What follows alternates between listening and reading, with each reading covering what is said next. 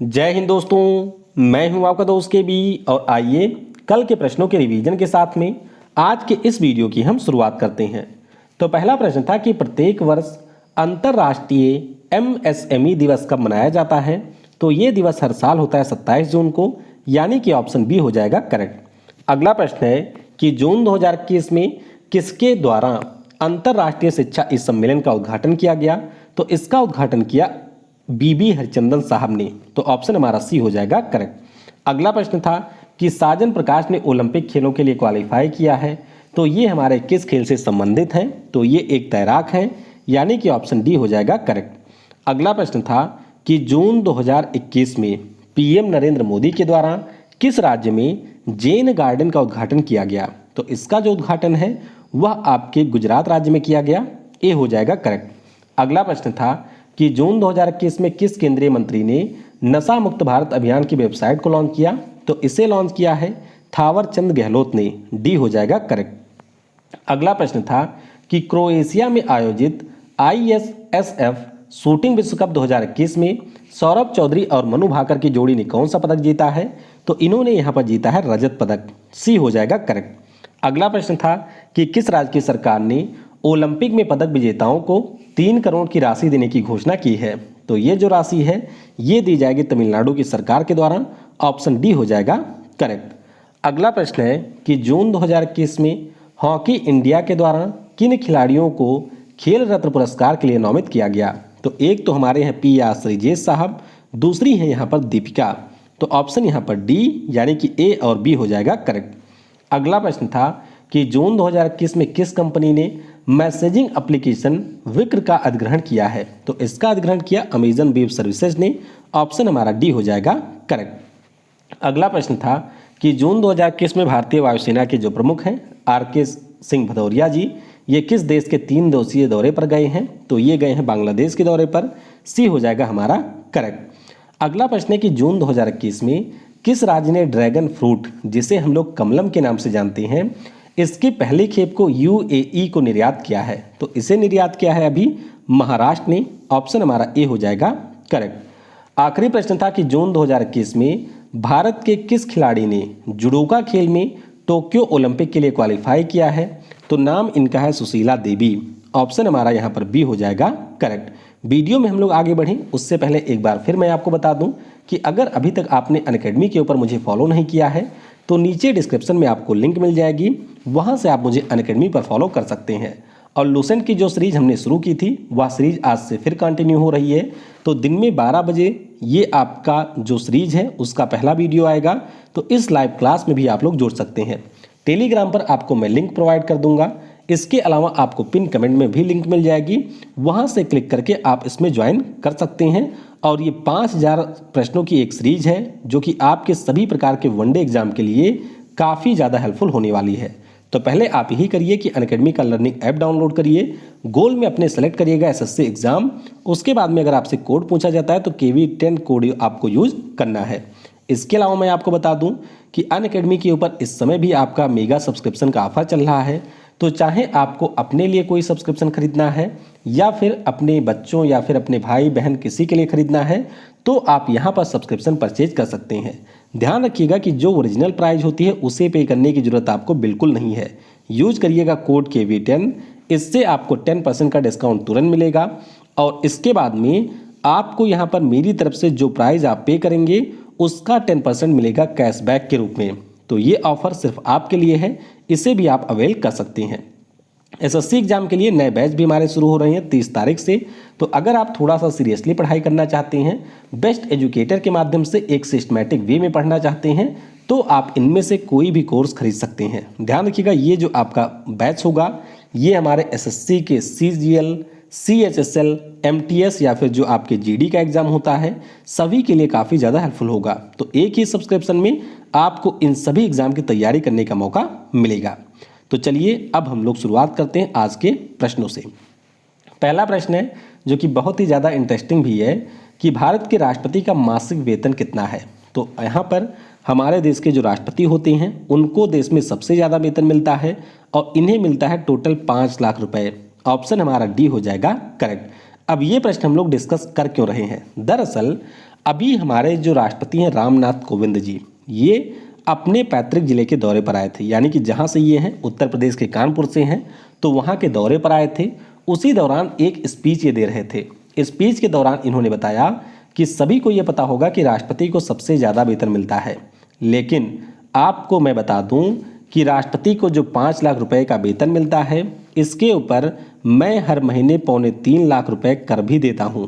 जबकि आप सभी को ये पता होगा कि हमारे देश में चाहे पीएम हो, मंत्री हो, विधायक हो या फिर आपके राष्ट्रपति जैसे पद हैं, इन सभी के लिए जो भी वेतन होता है उसके ऊपर इनको कोई भी टैक्स नहीं देना होता है। तो या तो हमारे राष्ट्रपति महोदय ने यहाँ पर झूठ बोला था या फिर इनके साथ में यहाँ पर जालसाजी की जा रही है, यानी कि इनसे भी टैक्स लिया जा रहा है। तो ध्यान रखिएगा कि 2018 में जो एक वित्त अधिनियम था उसमें संशोधन होता है और इनका जो मासिक वेतन है वह 5 लाख रुपए निर्धारित किया जाता है। वैसे परीक्षा में ऑलरेडी ये पूछा भी जा चुका है, तो इसके बारे में आप लोग ध्यान रखेंगे। अगला प्रश्न है कि जून 2021 में आर.के. सभरवाल को किस देश के द्वारा the order of polar star पुरस्कार से सम्मानित किया गया? तो ये पुरस्कार दिया है मंगोलिया देश ने। ऑप्शन हमारा यहाँ पर बी हो जाएगा करेक्ट। अब सवाल ये उठता है कि मंगोलिया देश के द्वारा इनको ये पुरस्कार दिया क्यों गया? तो आइए पहले थोड़ा सा इसके बारे में समझते हैं। देखिए, अगर हम लोग आर.के. सभरवाल साहब की बात करें तो हमारे यहाँ पर जो इंजीनियर्स इंडिया लिमिटेड है उसके वर्तमान में ये अध्यक्ष भी हैं और उसके ये हैं प्रबंध निदेशक, यानी कि उस कंपनी के ये CMD हैं। दरअसल इनके द्वारा जो मंगोलिया का पहला तेल रिफाइनरी है उसकी स्थापना में एक विशेष योगदान दिया गया था। तो इसीलिए इनके इस योगदान को चिन्हित करने के लिए मंगोलिया की सरकार के द्वारा अभी इनको the order of polar star पुरस्कार से सम्मानित किया गया। मंगोलिया के बारे में आप सभी को पता होगा कि चीन के ऊपर एक लैंडलॉक कंट्री है जिसकी राजधानी आपको उलान बटार में मिलेगी और यहाँ की मुद्रा है टोग रोग। तो ध्यान रखेंगे आर.के. सभरवाल साहब को ये पुरस्कार मिला है। अगला प्रश्न है कि जून 2021 में प्रकाशित पुस्तक फियरसली female the Dutee Chand story के लेखक कौन हैं? तो ये जो पुस्तक है इसे लिखा है सुदीप मिश्रा ने। किसने? सुदीप मिश्रा के द्वारा लिखी गई पुस्तक है। ऑप्शन हमारा सी हो जाएगा करेक्ट। दूती चंद के बारे में आप सभी को पता होगा कि ये हमारे उड़ीसा की एक स्प्रिंटर हैं, यानी कि एक धाविका हैं और इन्हीं के ऊपर ये किताब लिखी गई है कि किस प्रकार से इन्होंने संघर्ष करते हुए न केवल भारत के लिए पहला गोल्ड मेडल जीता था आपके वर्ल्ड यूनिवर्सियाड में, इसके अलावा जो हमारे राष्ट्रीय गेम होते हैं उनमें भी 100 मीटर का इनका राष्ट्रीय रिकॉर्ड है। तो इन्हीं की पूरी जर्नी इस किताब में बताई गई है संदीप मिश्रा के द्वारा। तो इम्पॉर्टेंट बुक है, इसके बारे में आप याद रखेंगे। अगला प्रश्न है कि जून 2021 में DRDO के द्वारा अग्नि प्राइम मिसाइल का परीक्षण किया गया। तो ये हमारी किस प्रकार की मिसाइल है? तो ये आपकी सरफेस टू सरफेस मिसाइल है, यानी कि इसको आप लोग फायर भी करेंगे सरफेस से और सरफेस पे किसी टारगेट को आप इससे हिट कर सकते हैं। ध्यान रखिएगा कि ये हमारी बैलिस्टिक मिसाइल है। तो ऑप्शन यहाँ पर ए हो जाएगा करेक्ट। दरअसल अभी जो हमारे यहाँ पर DRDO है उसके द्वारा उड़ीसा में जो आपका व्हीलर द्वीप, जिसे अब हम लोग अब्दुल कलाम द्वीप के नाम से जानते हैं, वहाँ से इस मिसाइल का परीक्षण किया गया। मिसाइल के बारे में आपको ये भी ध्यान रखना है कि ये न्यूक्लियर कैपेबल मिसाइल है, यानी कि आपके जो परमाणु हथियार होते हैं उनको भी आप इसकी मदद से भेज सकते हैं। इसके अलावा ध्यान रखेंगे कि इसकी जो रेंज है वह 1000 से 2000 किलोमीटर है। तो ये एक आपका नया वेरिएंट है जिसका अभी परीक्षण किया गया। अब बात थोड़ा सा कर लेते हैं अग्नि सीरीज की मिसाइल की। तो आप सभी को पता होगा कि हमारे देश में अग्नि सीरीज की टोटल 5 मिसाइल हैं और हमारे देश की जो सबसे शक्तिशाली मिसाइल है वह आपकी है अग्नि 5, जो कि अभी डेवलपमेंटल स्टेज में है। अग्नि सीरीज की जो पहली मिसाइल थी यानी कि अग्नि 1, 1989 में इसका परीक्षण किया गया था और 2004 में हमारे भारतीय सेना में पहली बार अग्नि मिसाइलों को शामिल किया गया था। तो ये पॉइंट आपको याद रखना है। अगला प्रश्न है कि जून 2021 में किस खिलाड़ी ने पुरुष श्रेणी में सबसे ज़्यादा व्यक्तिगत गोल के रिकॉर्ड की बराबरी कर ली है? तो ये जो रिकॉर्ड है इसकी बराबरी कर ली है क्रिस्टियानो रोनाल्डो ने। तो ऑप्शन यहाँ पर आपका डी हो जाएगा करेक्ट। इससे पहले आपको मैंने बताया था कि हमारे देश के जो कप्तान हैं, नाम क्या है इनका? तो सुनील छेत्री इनका नाम है। ये अभी दुनिया के जो सबसे अधिक गोल करने वाले एक्टिव खिलाड़ी हैं। एक्टिव का मतलब है जो अभी खेल रहे हैं उनमें ये आ गए थे दूसरे नंबर पर। इससे पहले हमने ये भी डिस्कस किया था कि क्रिस्टियानो रोनाल्डो दुनिया के दूसरे पुरुष खिलाड़ी बने थे जिन्होंने 100 इंटरनेशनल गोल कर दिया था। तो अब क्रिस्टियानो रोनाल्डो ने यहाँ पर जो आपके ईरान के अली देई थे उनके रिकॉर्ड की कर ली है बराबरी, तो डी आपका होगा करेक्ट। देखिए, अगर हम बात करते हैं क्रिस्टियानो रोनाल्डो की, तो आप सभी को पता होगा अभी पेप्सी वाला मामला भी हुआ था, तो इन्होंने अभी अपने 176वें मैच में यहाँ पर 109वां गोल किया है।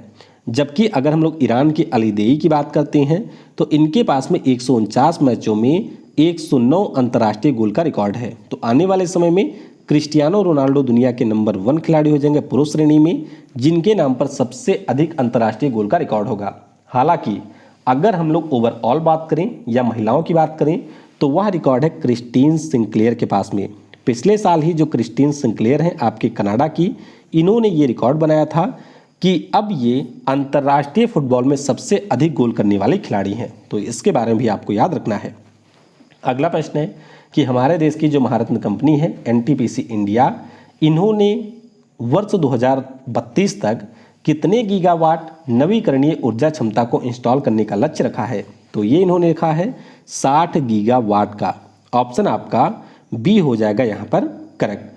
तो ध्यान रखेंगे, एनटीपीसी के द्वारा ये कहा गया है कि 2032 तक हम टोटल 60 गीगावाट बिजली क्षमता का उत्पादन यहाँ पर करेंगे, और ये जो हमारी बिजली होगी वो आपकी होगी अक्षय ऊर्जा, यानी कि नवीकरणीय ऊर्जा सोर्स से इन बिजली का उत्पादन एनटीपीसी के द्वारा किया जाएगा।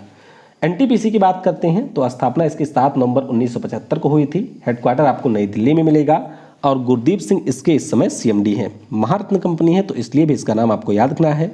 हमारे देश में जो सबसे ज़्यादा बिजली उत्पादन करने वाली कंपनी है वह भी आपकी एनटीपीसी लिमिटेड है। अगला प्रश्न है कि जून 2021 में जारी रिपोर्ट के अनुसार विदेशी कामगारों के लिए विश्व का सबसे महंगा शहर कौन सा है? मतलब अजब अजब रिपोर्ट ये लोग निकालते हैं, तो ध्यान रखिएगा। इसमें आपका है अश्गाबाद।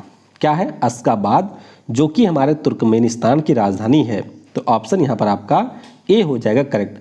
आप सभी को पता होगा कंसल्टेंसी फर्म मर्सर के बारे में, तो मर्सर के द्वारा ये रिपोर्ट भी जारी की गई और रिपोर्ट में इन्होंने ये बताया कि जो तुर्कमेनिस्तान की राजधानी है यानी कि अश्गाबाद, वो सबसे महंगी है विदेशी कामगारों के लिए।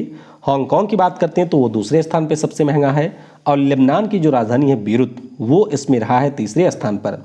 वहीं पर अगर हम लोग भारतीय शहरों की बात करते हैं तो हमारे यहाँ का जो सबसे महंगा शहर है वो हमेशा की तरह है मुंबई। तो ये आपको याद रखना है। अगला प्रश्न है कि जून 2021 में हिमाचल प्रदेश के कार्यवाहक मुख्य न्यायाधीश के रूप में किसको नियुक्त किया गया? तो यहाँ पर नियुक्ति हुई है आर विजय कुमार मालीमत की। ऑप्शन हमारा यहाँ पर सी हो जाएगा करेक्ट। अब देखिए, जैसे ही मैं इस टॉपिक के ऊपर वीडियो बनाता हूँ वैसे 2-3 राज्यों के जो न्यायाधीश होते हैं वो बदल जाते हैं। अब यहाँ पर आपको मैं थोड़ा सा बता देता हूँ जो भी पिछले इस महीने में बदले गए हैं। जैसे कि एक तो आपके हैं मुनीश्वर नाथ भंडारी, ये आपके उत्तर प्रदेश का जो हाई कोर्ट है प्रयागराज में उसके नए कार्यवाहक मुख्य न्यायाधीश बने हैं। उसी प्रकार से प्रशांत कुमार मिश्रा की बात करते हैं तो ये भी हमारे कार्यवाहक बन गए हैं छत्तीसगढ़ के। राजेश बिंदल साहब की बात करते हैं तो ये आपके कोलकाता के बने हैं, और आर विजय कुमार मालीमत आपके हिमाचल प्रदेश का जो हाई कोर्ट शिमला में है उसके नए कार्यवाहक मुख्य न्यायाधीश बने हैं। अच्छा, 2 पॉइंट आपको यहाँ से और ध्यान रखना है। देखिए, अगर आपसे परीक्षा में ये पूछा जाए कि किस अनुच्छेद के अंतर्गत हमारे राष्ट्रपति महोदय कार्यवाहक न्यायाधीशों की नियुक्ति करते हैं, तो ये होता है आर्टिकल 223। लेकिन अगर आपसे पूछा जाए कि जो हमारे मुख्य न्यायाधीश होते हैं उनकी नियुक्ति किसके अंतर्गत की जाती है, तो वह आपके अनुच्छेद 217 के अंतर्गत की जाती है। ये आपको याद रखना है। इसके अलावा हमारे अनुच्छेद 214 में कहा गया है कि सभी राज्यों के लिए एक हाई कोर्ट होगा। अनुच्छेद 226 के अंतर्गत जो हमारे हाई कोर्ट होते हैं उनके द्वारा मौलिक अधिकारों के हनन होने पर रिट जारी किया जाता है। और एक अनुच्छेद है 231 अनुच्छेद में ये बताया गया है कि ऐसा संभव है कि हमारे 2 राज्यों के लिए एक ही हाई कोर्ट हो। ये प्रावधान आपके अनुच्छेद 231 में किया गया है। ये सारे आपके परीक्षा में पूछे जाते हैं तो इनके बारे में आप ध्यान रखेंगे।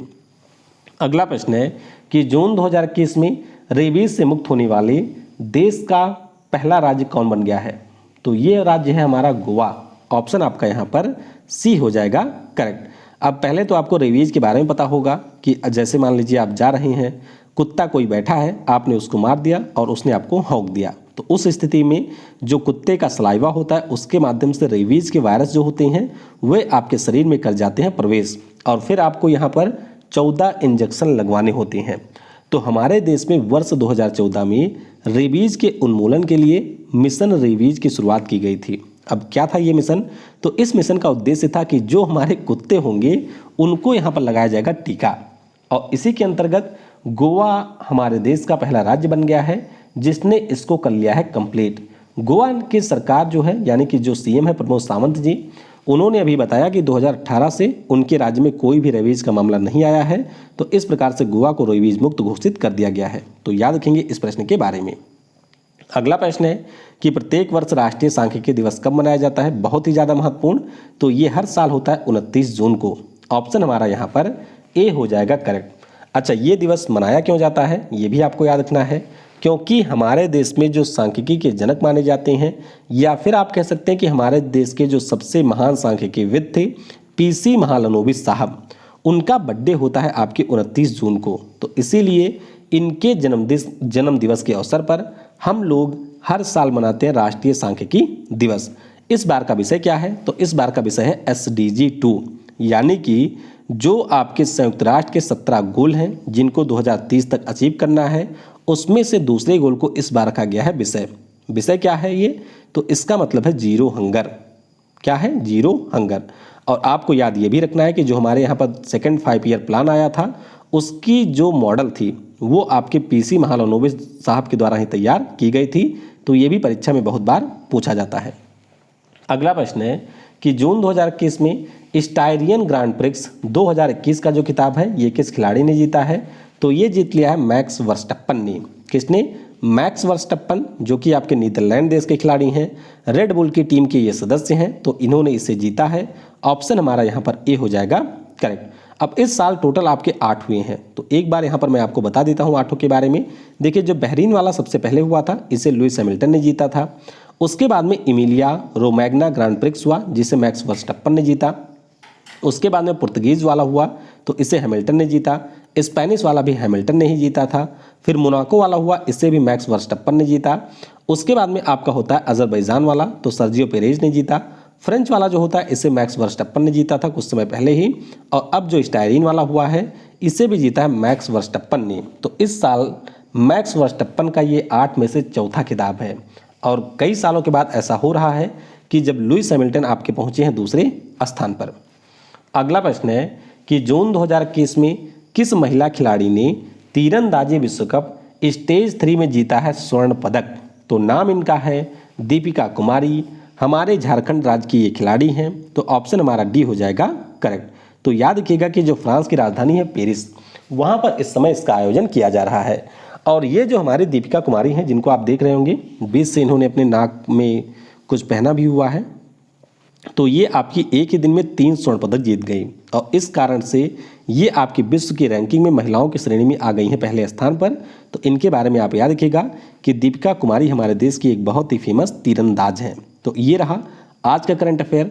चलिए अब हम लोग कल के प्रश्नों का उत्तर जान लेते हैं। देखिए, पहला प्रश्न था कि विश्व कैंसर दिवस कब मनाया जाता है? तो ये दिवस हम लोग मनाते हैं हर साल 4 फरवरी को। कब होता है? 4 फरवरी को। राष्ट्रीय महिला दिवस कब होता है? तो कस्तूरबा गांधी जी का ये जन्मदिन होता है, 13 फरवरी को ये मनाया जाता है। विश्व मलेरिया दिवस की बात करते हैं तो ये दिवस हम लोग 25 अप्रैल को हर साल मनाते हैं। और राष्ट्रीय किसान दिवस की बात करते हैं तो हमारे जो पूर्व प्रधानमंत्री थे चौधरी चरण सिंह साहब, उनके बर्थडे के दिन इसको हम लोग मनाते हैं हर साल 23 दिसंबर को। तो ये सारे काफ़ी इंपॉर्टेंट हैं, इनके बारे में आप याद रखेंगे। आज के वीडियो से आपके लिए प्रश्न है कि वर्ष 2021 में किस देश की अध्यक्षता में वन प्लैनेट समिट का आयोजन किया गया? दूसरा प्रश्न है कि वर्ष 2021 में नासा के नए प्रशासक कौन बने हैं?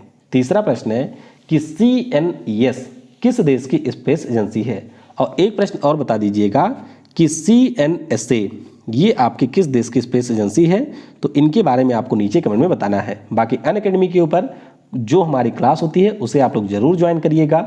और इसके अलावा अगर आपको किसी भी प्रकार के कोर्स को परचेज करना होगा या फिर किसी अपने दोस्त वगैरह को कोई कोर्स दिलाना होगा तो उसके लिए भी आप लोग यूज करिएगा कोड KV10। लेकिन उससे पहले एक बार आप मुझसे कांटेक्ट कर लीजिएगा जिससे मैं आपको यहाँ पर मैक्सिमम डिस्काउंट दिला सकूँ। Thanks for watching. जय हिंद, जय भारत। और सबसे ज़रूरी, पढ़ेगा भारत तो बढ़ेगा भारत।